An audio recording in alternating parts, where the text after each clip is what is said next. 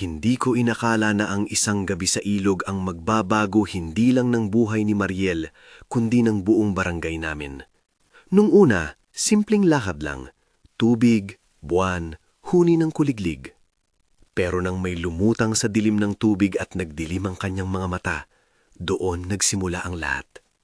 Nakita ko siya nakadapa sa pampang, basang-basa, duguan sa hita.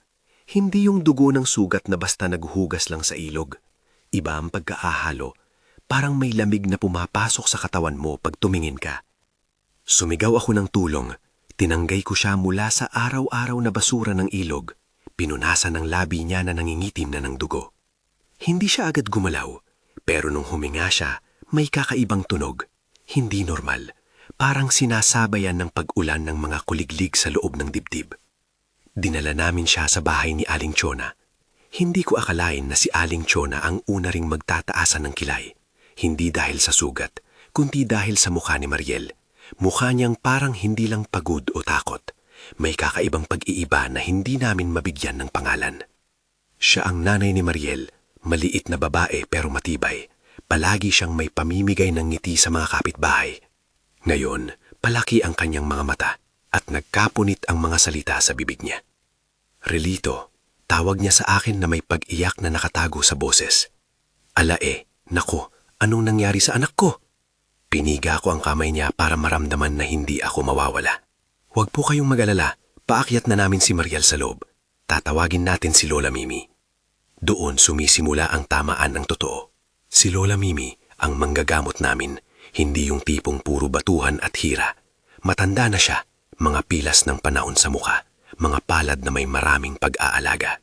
May dalang hilahilakbot na katatagan ng tingin niya. Paglanghap niya sa hangin, parang sinasabing alam na niya ang ugnayan ng mundo at ng di nakikitang. Tingin ni Lola Mimi kay Mariel, tuloy ang malalim na paghinga niya. Hindi ito ordinaryong sugat, sabi niya habang pinagmamasdan ang mga pulang guhit sa liig at braso. May nakikitang anino, may pangalan ang aninong ito sa amin. Hindi niya binanggit agad ang salitang aswang. Alam ko kung bakit. Dahil kapag binanggit, may matatalim na tingin at may mga bibig na kusang bumubukas upang manghusga o magturo.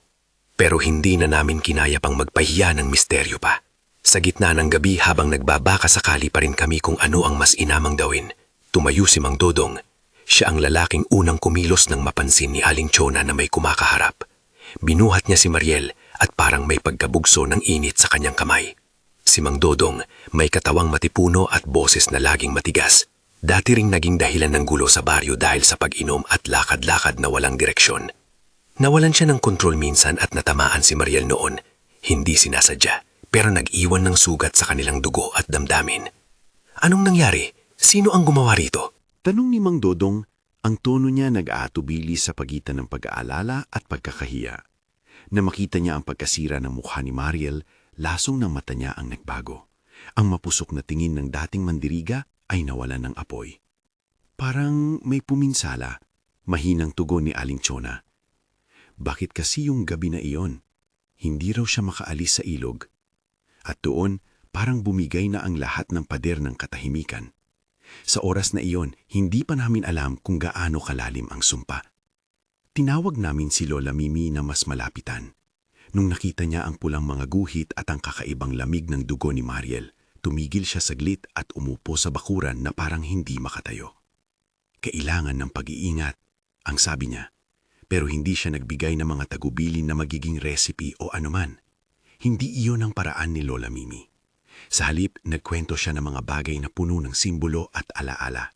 Kung paano noon, sa kanilang kababata, may mga kwento ng mga batang isinilang na may tinatawag nilang dugo. Dugo ng isang bagay na hindi basta-basta tao. Dugo ng aswang, wika niya, malumanay pero matapat. Iba ito. May laging pagnanais na hindi nauunawaan ng tao. Hindi siya kasalanan ng bata, relito. Ngunit may nagdadala nitong panganib sa kanya at sa mga umiibig sa kanya. Hindi ko maintindihan muna ang bigat ng kanyang salita. Naging kanlungan ko si Mariel sa kamay ko at nang humawak ako sa pulso niya, may nararamdaman akong kakaiba. Parang tinik na kumikilid sa ilalim ng balat. Hindi sakit, ngunit isang babala. Sa gabing iyon, habang ang buwan ay nag-o-oversea sa malapad na ilog, Nagtipon ng ilan sa amin, ang mga kapitbahay. Ilang kabataang nagmamalasakit at mga malalapit na kamag-anak. Ang usapan ay hindi para magturo kung paano gumawa ng masama, kundi kung paano protektahan si Mariel mula sa mga matang nagtataka at sa mga kamay na hindi dapat lumapit. Nang nagpasya si Lola Mimi na kailangan pa ng mas malalim na pagsusuri, may nakita kaming maliit na pilak na medalyon sa leeg ni Mariel. Hindi namin naagapan na mapansin ito noong una, natakpan ng buhok at ng dugo. Nagningning ang medalyon sa ilalim ng ilaw ng lampara, parang may sariling liwanag. Nang hawakan ko ito, may sumilaw na kakaibang init sa aking palad. Hindi masakit, parang pag-alala ng isang bagay na matagal nang iniisip. Save that, bulong ni Lola Mimi sa akin. Ang bagay na yan, hindi basta palamuti lang. May kinikilalang gawi ang mga bagay na minana. Hindi niya pinaglinaw ang pinagmulan, hindi siya nagbigay ng pangalan, pero ramdam namin ang bigat ng sinabi niya. Makalipas ang ilang oras at sa gitna ng pagkabahala, napag-usapan namin ang isang matandang lalaki na hindi madalas makita sa baryo, si Lolo Iking. Sa mga kwentong umiikot, siya raw ang may mataas na antas ng gahom sa uri ng kulam na kakaiba at matagal ng pinag-uusapan. Hindi kami makapaniwala sa totoo hanggang sa may mga bakas ng kakaibang bakasyon ng kaluluwa. Mga bakas na nagsasabi na may mas mataas na panganib kaysa sa ordinaryong mali siya o sakit. Nang sumunod na araw, sunubukan naming itabi si Mariel. Pinahiran siya ng mga luma at malinis na panyo at ang mga kapitbahay ay nagdala ng kain at kape. Ako, bilang taong malapit sa anya, nagdesisyon na magbantay sa gabi.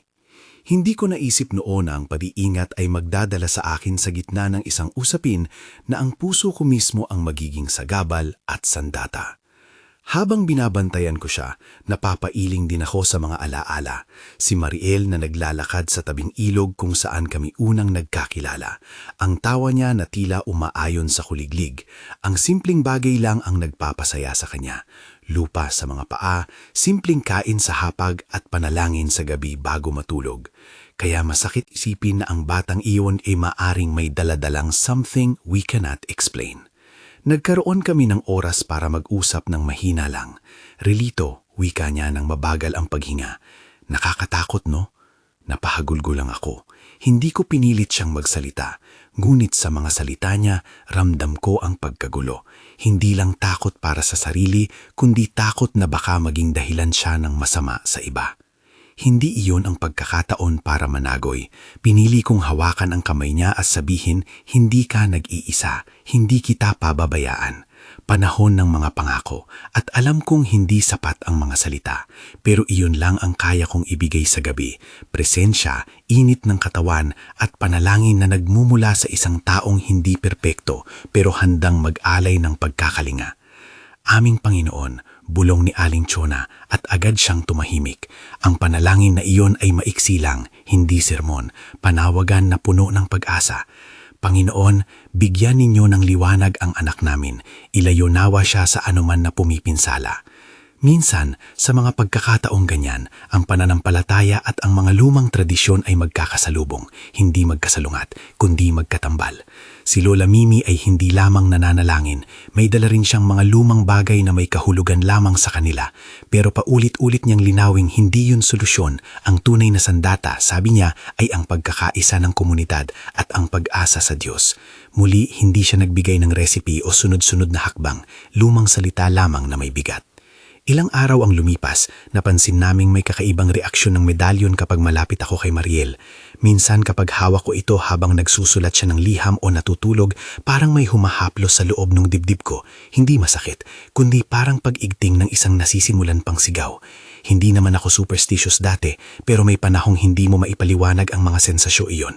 Madalas kong idinikit ang medalyon sa dibdib ko at sa sandaling iyon parang may maliit na pulso na bumabagabag tulad ng isang hanay ng nota sa gitna ng katahimikan. May mga gabi ring nagising kami dahil may narinig kaming bulong sa labas ng bahay. Hindi sigaw ng tao, kundi parang hangin na may tinig. Ilan ang nagsabing may nakita silang babae na nakasuot ng itim sa gilid ng ilog. Parang tumitining na anino, sabi ng isa. Hindi namin alam kung totoo o bunga ng pagod. Ngunit kahit anong paliwanag, ang aming katahimikan ay nagbago. May takot na hindi namin itataboy. Isang hapon, Nalapit si Mang Tudong habang tila nag-aalangan. Hindi ko mapanggas ang pagkahabag sa kanyang muka at may luha na sa gilid ng mata niya na hindi napipigil. Relito, ani niya ng may pag-aalangan. Alam ko, dati, ako ang nagdulot ng pananakit. Hindi ko kailanmang ginusto. Pinakinggan ko siya. Hindi ako nandito para hatulan. Napagtanto ko na ang mga demonyo na kumukubli sa amin ay hindi palaging nasa labas. Minsan, nakulang ng tao. Nag-usap kami ng masinsinan. Ipinahayag niya ang pagsisisi at halata sa pag-anilip ang pagnanais na magpakabuti. Hindi lahat sa amin agad nagbigay ng kapatawaran. Maraming tanong, bakit siya? Bakit ngayon? Bakit si Mariel? Ang kapatawaran ay hindi isang madaling desisyon. Ito ay proseso. Isang maliit na pagkilos hinahalo ng takot at pag-asa. May ilan na tumanggi, may ilan na tumanggap. Para sa akin, ang kapatawaran ay kinakailangan kung hangad nating buuin muli ang nasirang komunidad. Nagpatuloy ang aming pag-iipon sa bahay ni Lola Mimi para mag-isip ng paraan, hindi para gawing mas malala ang nangyayari, kundi para bigyan si Mariel ng espasyo at kaligtasan. May mga nagdala ng mga lumang tela, may mga nagdala ng pagkain, at may mga nagsama-samang umupo sa palapag ng kubo habang hinahawakan ang medalyon. Naroon ang kwento ng pag-ibig at sakripisyo. Kalaunan, napagbasyahan namin na kailangan ng mas seryoso at pagtitipon, hindi para manggagamot lamang, kundi para tipunin ang buong barangay at sabay-sabay na harapin ang lumilitaw na panganib. Kami ang tumawag sa pagpupulong. Hindi lahat dumating. May takot na bumabalot sa ilan. Ngulit ang mga mahal sa buhay ni Mariel, ang kanyang ina, ilang kabitbahay, si Mang Dodong na nagpapakita ng pagsisisi, at ako, nagkaisa. Mula sa malayo, may mga matatanda ring pumunta at bumili lamang ng katahimikan.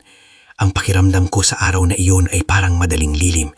Ang araw ay naglalakad sa aming mga ulo, ngunit hindi kumikislap ng pag-asa. Sa pagpupulong, hindi kami nag-usap tungkol sa mga palabastangan na paraan o sa panluloko. Pinili naming sundan ang dalawang bakay, panalangin at pagkakaisa. Hindi kayo nag-iisa, sabi ni Lola Mimi nang mapuno kami ng pag-aalala. Kung tatahakin ninyo ang landas na ito, gawin ito ng may paggalang sa Diyos at sa mga paraan ng ating mga ninuno. Ngunit higit sa lahat, huwag kayong magpalisod ng galit sa isa't isa. Bago matapos ang pagpupulong, nagsalita ako ng matapat. Kung gusto ninyo ng mga tunay na kwentong tulad nito, mag-subscribe po kayo sa channel natin. Sabi ko sa hindi inaasahang paraan, hindi bilang isang pagwawagayway ng kalakalan, kundi bilang paanaya para sa mga susunod na kwento ng ating bayan. Ibabahagi namin ang mga aral, hindi para magpapakita ng takot, kundi para magbigay ng pag-asa. Mabilis lang iyon at nagmistulang maliit na pahinga sa gitna ng bagyo. Pero ang paanaya ay hindi naman mahalaga kumpara sa dapat naming gawin. Maghanda nang hindi nagtatangkang maging Diyos. Lahat kami ay sabik na malaman kung ano ang pinagmulan ng medalyon, kung paano nito napunta kay Mariel, at higit sa lahat, kung bakit may halong takot sa dugo na kanyang tinataglay. Habang naghahanda kami, napansin ko na may kakaibang pagsama ang mga tao. Ang mga dating kumakatok lang kapag may gusto, ngayon ay nanggagaling ng kusang loob para tumulong. May daladalang maliliit na bagay. Isang lumang tinidor, isang payong na sirang-sira, isang kwento ng panibagong milagro. Ang simpleng pagkilos na iyon, pagdating sa oras ng pangangailangan, ang nagbigay sa amin ng lakas. Nakita ko ang mga mata ni Mang Dodong na punong-punong ng pagsisisi, ngunit may pagnanasang pag-aayos. Nakita ko din ang mga kamay ni Aling Chona na hindi titigil sa pag-aalaga. Ang komunidad, sa sarili nitong maliliit na paraan, naglalakbay mula sa takot patungo sa pagkilos. May mga gabing hindi ako makatulog. Lumalabas ako sa bahay at tinitingnan lang ilog. Naglalakad ako sa gilid ng tubig at naiisip ang mga alaala ng bata. Ang kanyang tawa, ang maliit na galaw ng paa niya sa putik.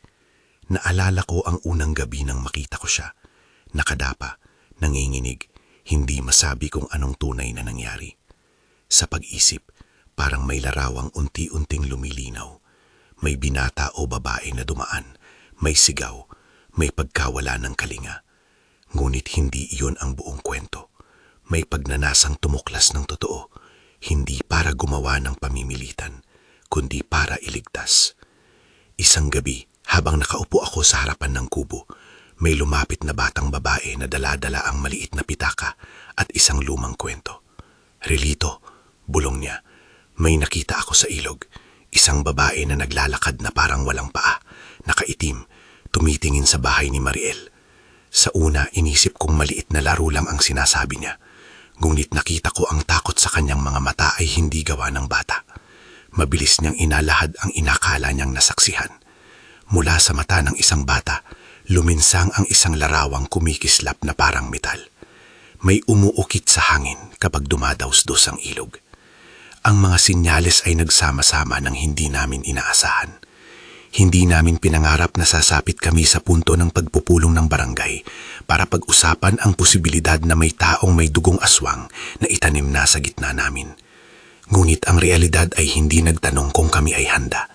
Dumating siya sa amin, si Mariel, naglalaman ng isang lihim na tila maliit ngunit mabigat.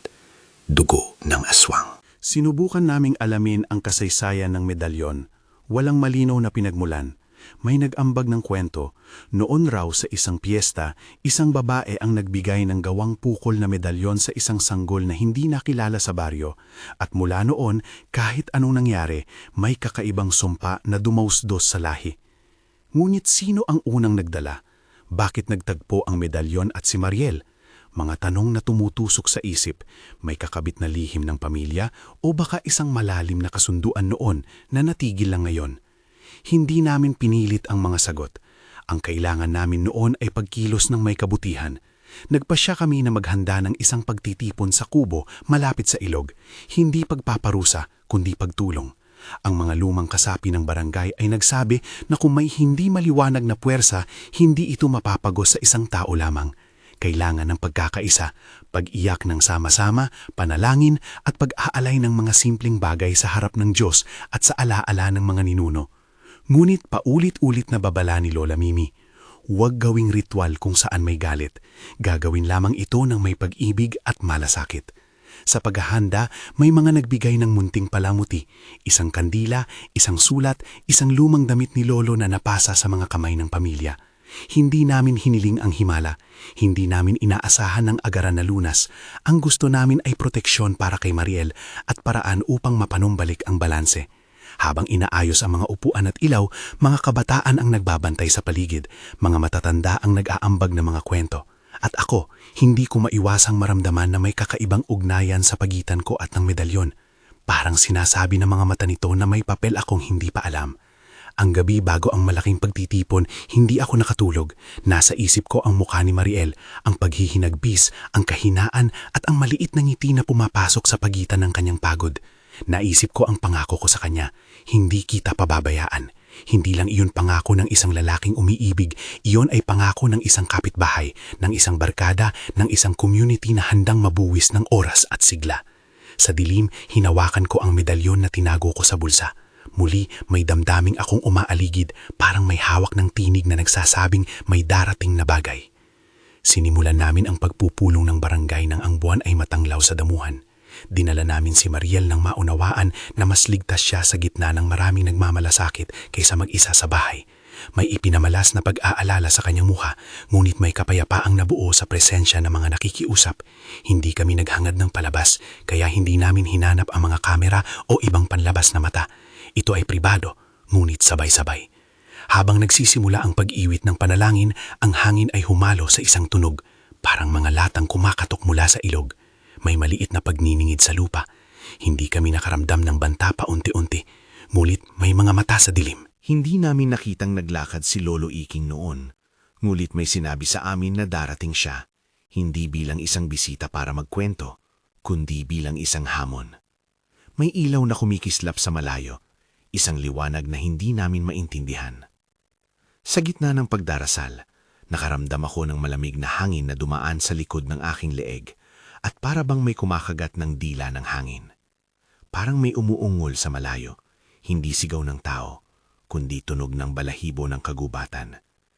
Tinitigan ko ang gilid ng ilog at nakita ko ang anino ng isa na unti-unting lumalapit.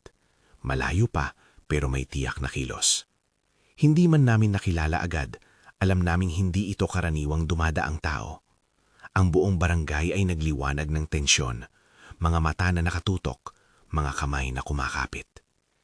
Naisip ko na iyon ang hangganan ng aming kaalaman. Ang punto kung saan kailangan na kaming pumili, manatiling nagtataka o haraping ito ng sabay-sabay. May tunog ng maliit na pagyayakap at sa sandaling iyon napagtanto ko na hindi ito laban ng isa o dalawang tao lang. Ito ay laban para sa lahat ng umiibig kay Mariel at para sa puwersang ito na tila nakaukit na sa kanya. Hindi ko alam kung paano magtatapos ang gabi, ngunit alam ko ang isang bagay. Ang dugo ng aswang na pinag-uusapan ng lahat ay hindi lamang usapan ng takot. Ito ay hamon sa aming pagkakaisa. Kung kami ay mabibigo, hindi lang siya ang malulunod sa dilim, kami rin.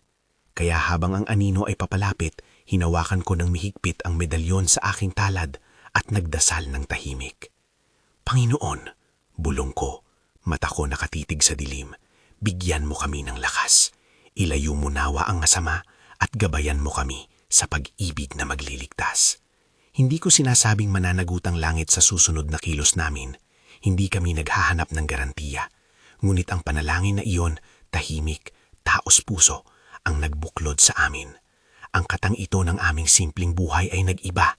At nang ang anino rin tumigil malapit sa pampang, naramdaman ko ang puso ko na bumibilis, hindi dahil sa takot lamang, kundi dahil sa responsibilidad.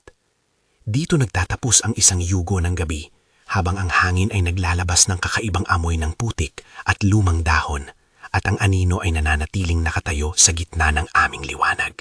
Hindi pa tapos ang aming kwento. Maraming tanong pa. Sino si Lolo Iking? Ano ang tunay na kapangyarihan ng medalyon?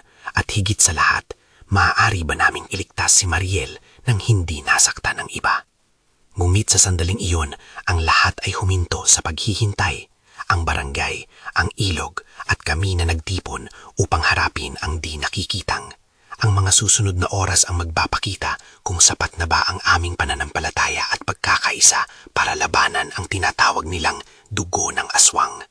Hindi nagtagal, ang anino na unti-unting lumalapit ay bumukas sa anyo ng isang matandang lalaki.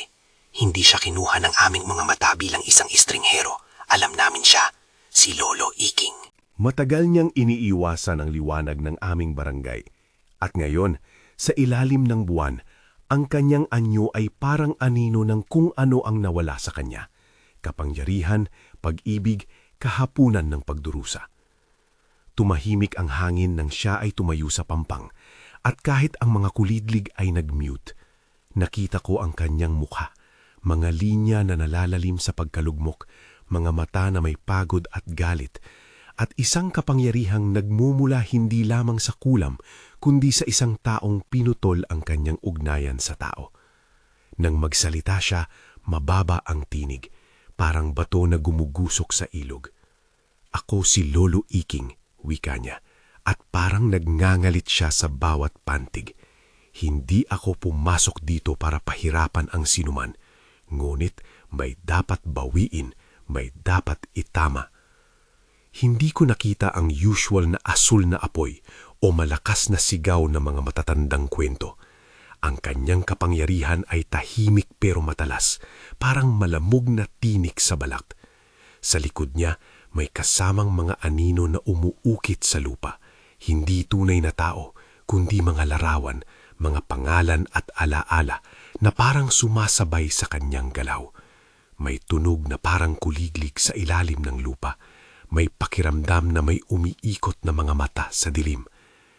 Lumapit si Lola Mimi, tila maliit sa harap ng malaking katauhan ni Lolo Iking. Ngulit may hawak siyang isang uri ng katahimikan na hindi basta natitinag, ang katahimikan ng taong nakakita na ng maraming bagyo. Hindi namin kayo sasamahan sa paghihimagsik, mahinang sabi niya.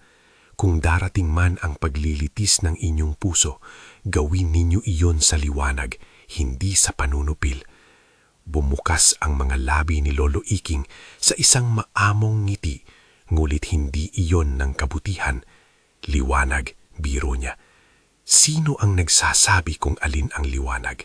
Sa akin, ang ilaw ay mapurol kung hindi mo pag-ari ang kontrol.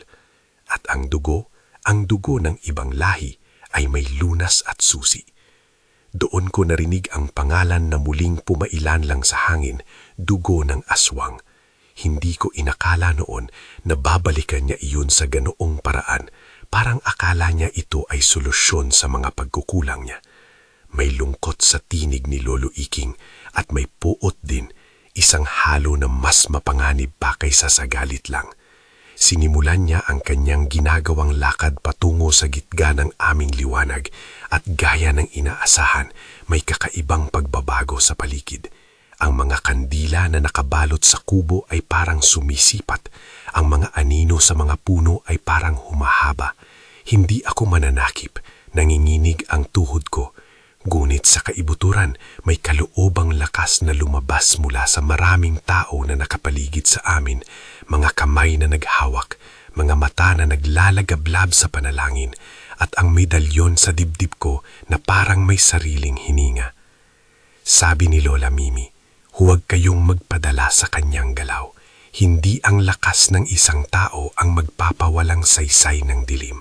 Ang kabutihan na nagmumula sa maraming puso ang magsisikap. Tumayo ako at niyakap ko ang medalyon. Hindi ko inaasahan na may lalabas na kapangyarihan nito. Hindi rin iyon layunin ko. Nung nagkapit kami ni Mariel, nang humawi ang hangin at kumislap ang pilak na metal sa ilalim ng buwan, parang nagningning ang isang munting araw sa aking palad. Ang ilaw ay malambot, hindi mapanghamak. Sa sandaling iyon, naramdaman ko ang isang bagong uri ng katahimikan, hindi ipag-iwas, kundi pagtitig ng buong tapang. Tumindig si Mang Dodong malapit sa akin, may luha sa mata. "Relito," wika niya ng malambing, "patawarin mo ako." Hindi ko na ako nagdalawang isip. Humawak ako sa kanyang balikat at pagkatapos niya ay humiga ayos ng kanyang dibdib at parang nabuhayan ng loob. Ang kapatawaran ay naging una nating sandata. Hindi ito isang mahika, kundi isang pagpipilian na maaaring magbago ng landas ng tao. Lumapit si Lolo Iking na parabang naglalakad sa gitna ng ulan ng mga lumang kasalanan.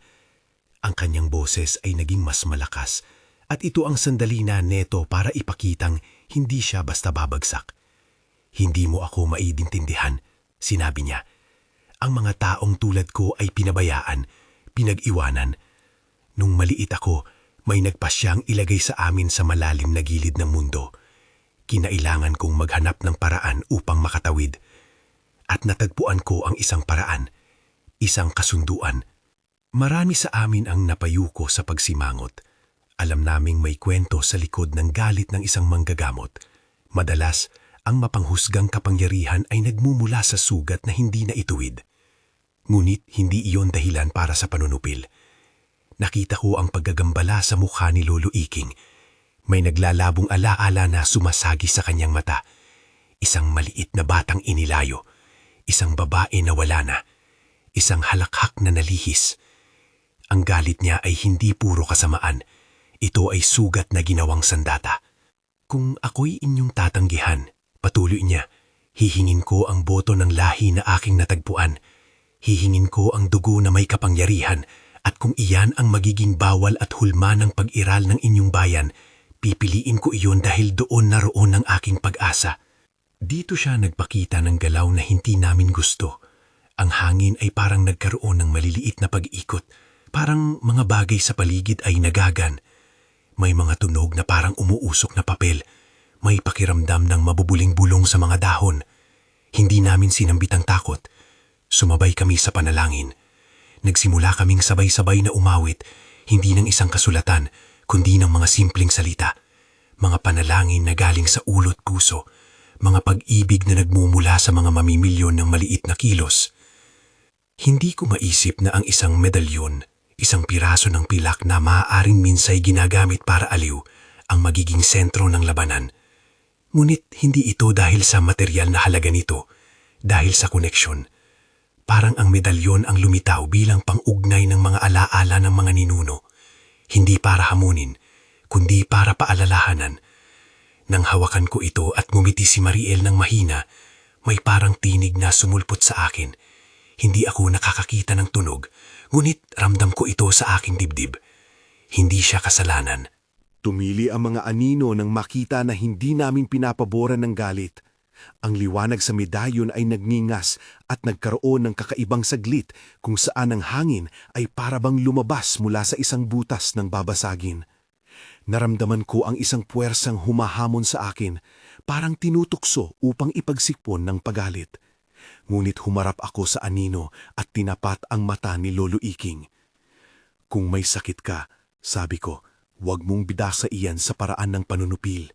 Huwag mong gamitin ang dugo ng isang bata upang ipagpatuloy ang sugat mo. Tuliro siya sa mga salita ko. May pag-aalangan sa kanyang muka. Hindi ko inaasahan na magtatagpo ko ang sagot na iyon. Mulit nakita ko ang isang bahagyang pagkatunaw sa kanyang puso. Sa sandaling iyon, lumabas mula sa gilid ni Lolo Iking ang isang uri ng pag-igting. Mga mata na tila naglalabas ng mga kwento, mga kamay na kumikilos na parang ginawa siyang dahan-dahan, palihim. May lalim ang pagkilos niya at kami ay hindi magpapabaya. Nagsimula ang totoong pagsubok.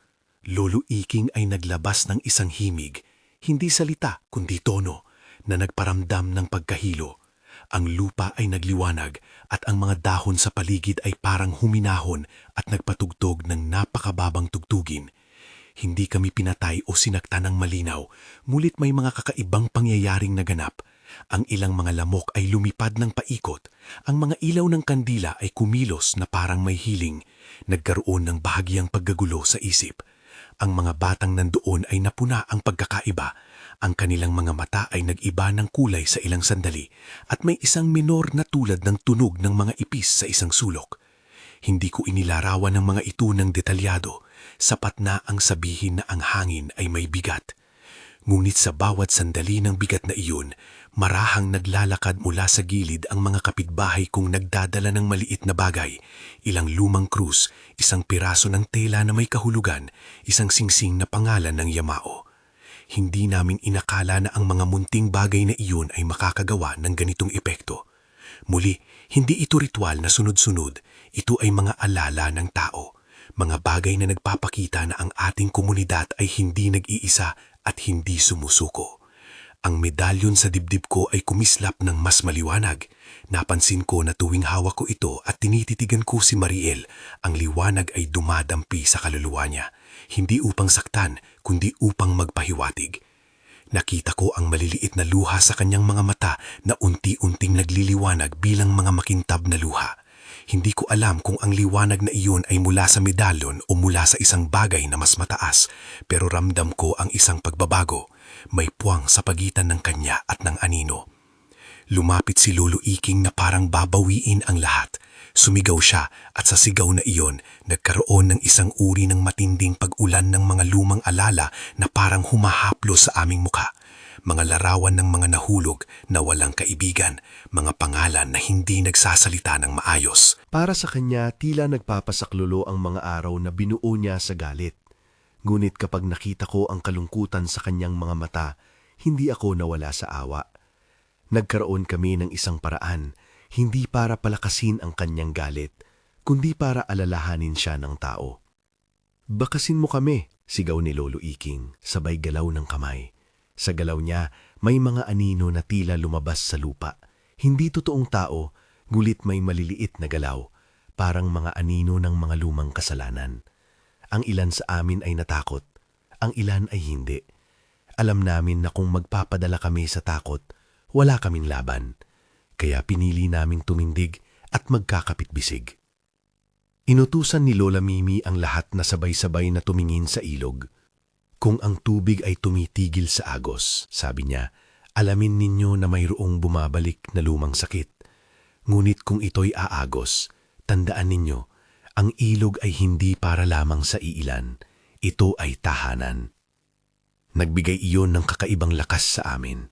Nagpatuloy kami sa pag-awit, sa panalangin at sa paghawak sa isa't isa. Doon nang tumamlay si Lolo Iking sa isang sandali, nagpasya akong lumabas ng aking kinatatayuan. Pinagtagpo ko ang kanyang mga mata at nang hindi ako nagsasalita ng mahahabang salita, tinanong ko siya ng diretsyo. "Ano ang gusto mo? Ano ang hiling mo na hindi mo naibigay sa sarili mo noon?" Tumigil siya. Maliwanag na ang tanong na iyon ay kumagat sa kanyang dibdib. May malabong sagot, isang himig ng pagsisisi. Noong bata pa ako, bungad niya ng mahina. Kinuha nila ang aking anak. Isang bagay na hindi na ibalik. Ang salitang iyon ay sumabog sa aking puso.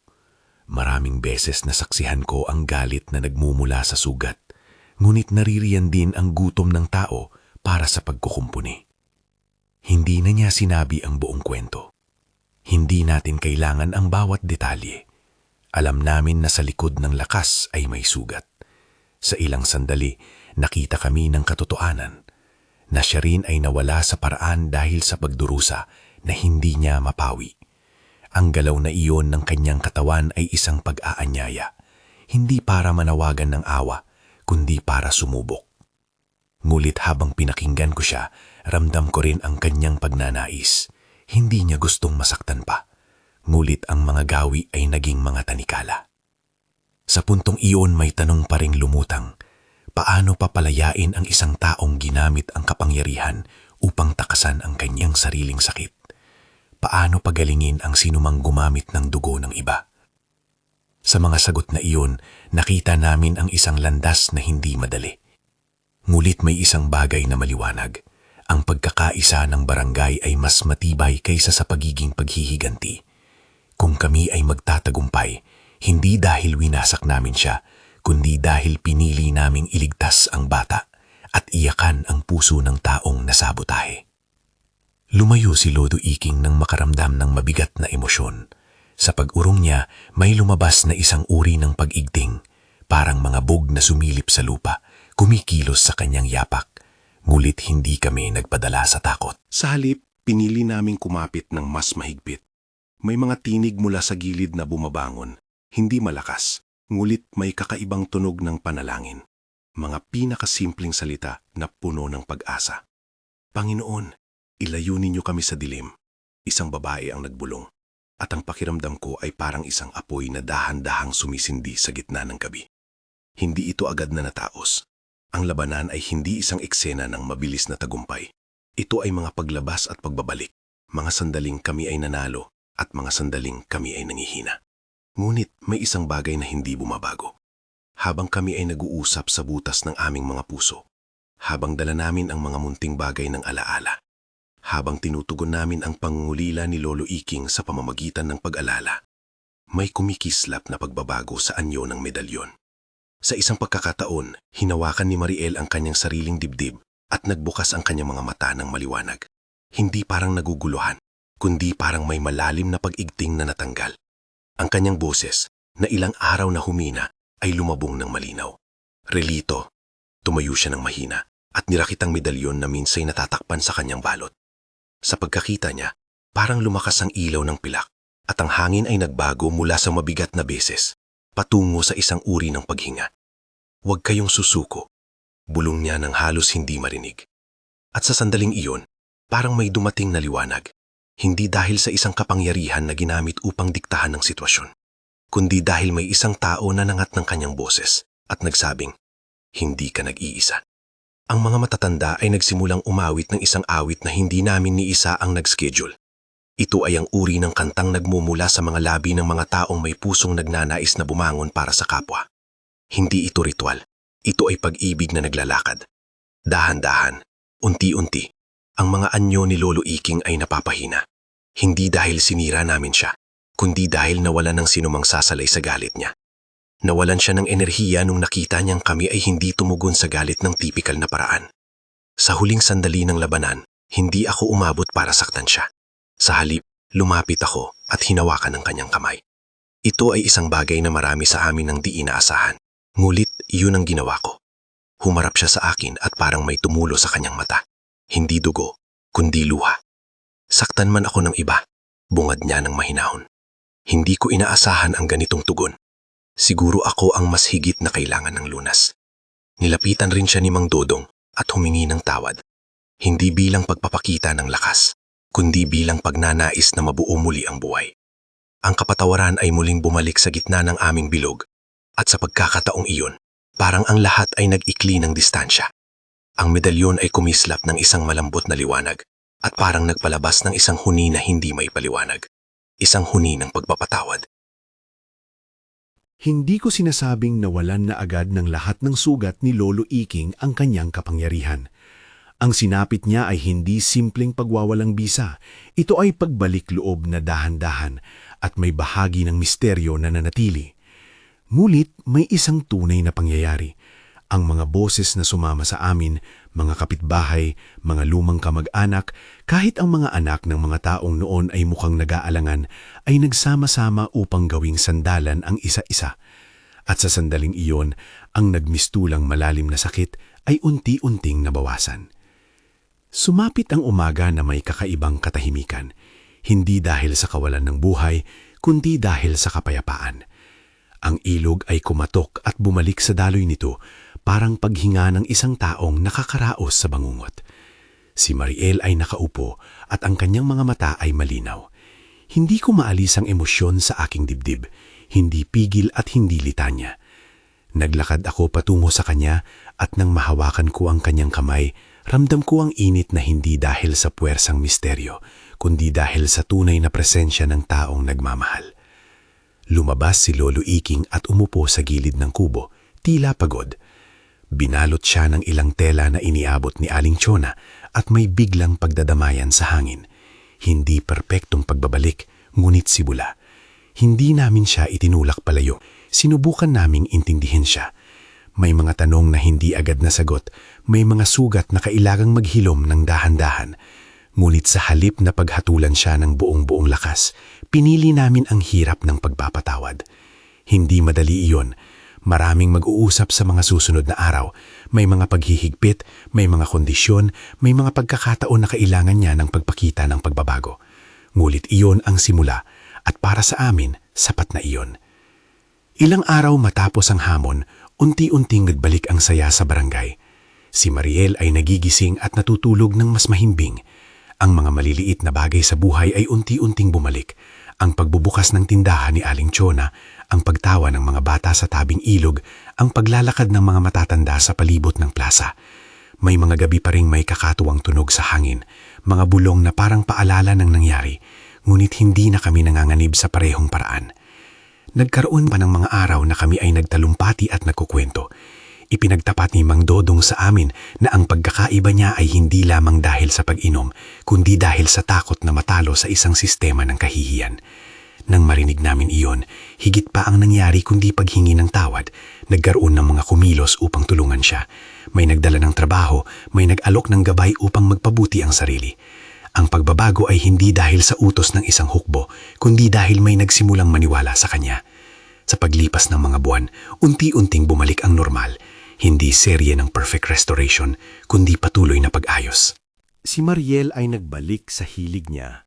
Pagsasaka sa maliit na bakuran, pagtulong kay Aling Chona sa kusina, at pagtugtog ng maliit na kampanilya na ginagamit nila tuwing magbibigay ng pugay sa mga nawawala. Ang medalyon na naging sentro ng ating pagsubok ay inalagaan at inilagay sa isang maliit na kahon. Hindi namin itinuring itong isang sandata. Itinuring naming itong alaala. Isang paalala na may mga bagay na nilalang upang bigyan tayo ng tanong at hindi palaging sagot. May isang gabi, ilang buwan pagkatapos ng pagliligtas, naglakad kami ni Mariel sa pampang ng ilog. Tahimik ang gabi at ang buwan ay parang maliit na sinag na gumagabay sa atin. Hinawakan ko ang kamay niya at naramdaman ang alon ng seguridad na noon ay tila imposible. Alam mo ba, sabi niya nang may ngiti, baka sa susunod na pista, tatawagin nila akong bayani. Napatawa ako nang marinig iyon. Pero hindi ako bayani, sabi niya at tumingin sa akin nang may halong saya at lungkot. Nagkakaroon ako ng takot minsan, pero hindi na ako natatakot magising. Iyon ang mahalaga, ani ko. Hindi natin kailangan magmahal ng perpekto. Kailangan lang nating manatili. Ilang buwan pa ang lumipas at naglaho ang mga usapin ng panahon. Nagkaroon ng isang maliit na pagdidiriwang sa amin. Hindi malaking kasalan, ngunit isang simpleng seremonya kung saan pinagsama namin ang pamilya at kaibigan. Pinili naming gumawa ng maliit na selebrasyon, isang kapistahan ng buhay. Hindi namin ginawang palabas ang sakit, ginawa naming itong alaala ng pag-asa. Naglakad ako papunta kay Mariel sa gitna ng mga tao. Marami ang dumalo, mga kapitbahay, mga matatandang kasama ni Lola Mimi, maging si Mang Dodong na may hawak ng maliit na regalo. May mga lumang nagbalik at may mga bagong muka. Tumayo kami sa harap ng munting altar at hindi kami nag-anya ng malalakas na salita. Nagdasal lang kami ng simple. Panginoon, sinabi ko ng tahimik sa aking puso, salamat po sa liwanag na ibinigay ninyo. Hindi kami humihingi ng garantiya, humihiling kami ng tapang at pagkakaisa. Naway gabayan ninyo kami sa araw-araw. Hindi ako gumawa ng sermon, hindi iyon ang layunin namin. Nagpasalamat lang kami sa mga taong tumulong at may sandaling nagyakap kami ni Mariel sa gitna ng mga ngiting nagmumula sa mga muka. Hindi ko inakala noon na ang munting seremonyong iyon ay magiging simula ng bagong kabanata. Ngunit nang siya ay tumingin sa akin at ngumiti ng buong tapang, alam ko na ang paglalakbay na iyon ay hindi lamang tungkol sa pag-alis ng anino. Ito ay tungkol sa pagharap sa mga sugat ng magkasama. Marami pang araw ng pag-ayos, mga araw ng pagtatanim, paglinis, pag-aayos ng mga sirang bahay, at mga gabing pag-uusap ng matatanda tungkol sa kung paano mapapangalagaan ang mga kabataan. May mga sandali rin na naaalala namin si Lolo Iking at kumusta siya. May mga pagkakataon na bumalik siya sa amin upang magpasalamat at may mga pagkakataon na hindi. Hindi namin ginawang lihim ang katotohanan na ang kanyang mga aksyon ay nag-iwan ng marka. Ngunit sa gitna ng paghilom, nag-iba ang aming pananaw sa isa't isa. Nagkaroon din kami ng bagong simbula sa personal na buhay. Nagtanong ako kay Mariel kung nais niyang makipagsapalaran sa akin, hindi bilang isang pangakong perpektong proteksyon, kundi bilang kasama. Tumanggo siya ng may luha sa mata. Sa maliit na bahay ng kanilang bakuran, nagdaos kami ng isang simpleng kasal. Walang marayang esena, ngunit puno ng mga taong tunay ang ngiti. Si Lola Mimi ang nanguna sa panalangin, si Aling Chona ang nagngingitian ng mapuno, at si Mang Dodong ay may hawak na maliit na pakete na huling handog sa kanilang bagong buhay. Hindi namin ginawang batayan ng himala para magtuloy. Alam namin na ang buhay ay may mabibigat na araw at may mga pagkakataon na ang takot ay lulutang muli. Ngunit sa aming pagpiling maglakad ng magkasama, nagkaroon kami ng lakas. Hindi ko akalaing ang isang gabi sa ilog noon ay magdadala ng ganoong lobo ng hamon. Ngunit kung may natutunan ako sa bagay na ito, iyon ay ang pagkatao ng aming komunidad. Sa oras ng panganib, kung magtatagpo tayo, mayroong pag-asa. Sandaling-sandali, tuwing magkikita ako at si Mariel sa tabing ilog, umiilaw ang medalyon sa loob ng kahon. Hindi namin ito ginagamit bilang isang sandata o isang susi sa lahat ng bagay. Itinuring namin ito bilang tanda lamang. Paalala sa amin na ang kabutihan ng isang tao ay mas malakas kaysa sa pinakamadilim na laro. Naglaan kami ng espasyo upang alalahanin ang mga nangyari at nagturo kami sa mga bata na ang takot ay natural, ngunit hindi dapat makontrol sa atin ang takot. Ngayon, kapag titingnan ko pabalik sa gabing iyon, naisip ko na hindi kami nagwagi dahil sa lakas o dahil sa kakaibang item. Nanalo kami dahil pinili naming tumayo ng magkasama, dahil pinili nating makinig sa mga sugat at hindi lang kalabanin ng galit. Pinili naming magpatawad, ngunit hindi nang walang kapayapaan. Ang kapatawaran ay may kasunod na responsibilidad, ang pagbabantay upang hindi na maulit ang pagsalanta. Sa pagtatakos ng kwentong ito, hindi ako mag-aangkin ng lahat ng kasagutan. Huwag ninyo akong gabayan sa pag-iisip na ang bawat pangyayaring supernatural ay may iisang paliwanag. Hindi rin ako magpapahayag na ang lahat ng ritual ay dapat sundin o na ang bawat medalyon ay may kapangyarihan. Ang nais kong sabihin ay ang sumusunod. Kung may anumang aral kang matutunan mula sa amin, ito ay ang halaga ng pagkakaisa, pag-ibig at pananampalataya. Kapag pinagsama ang mga iyon, may mga bagay na hindi inaasahang nagbabago. Pananalangin ko para sa inyo ngayon, nang maikli at mula sa puso. Panginoon, sa gitna ng aming kahinaan, salamat po sa pag-iilaw. Gabayan po ninyo ang lahat ng naghahangad ng lunas.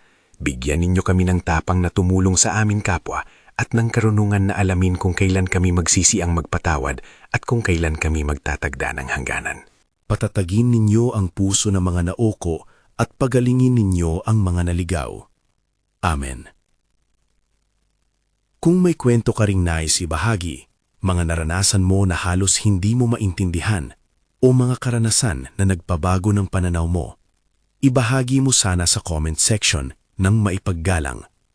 Marami sa amin ang natututo sa pamamagitan ng pakikinig sa isa't isa. At kung gusto mo pa ng iba pang tunay na kwento ng barangay, mga kwento na may halong misteryo at pag-asang totoo, pakisubscribe na rin at tingnan ang playlist namin ng mga tunay na kwento. Salamat sa pakikinig at sana'y magiliw at mag-ingat tayo lagi sa isa't isa.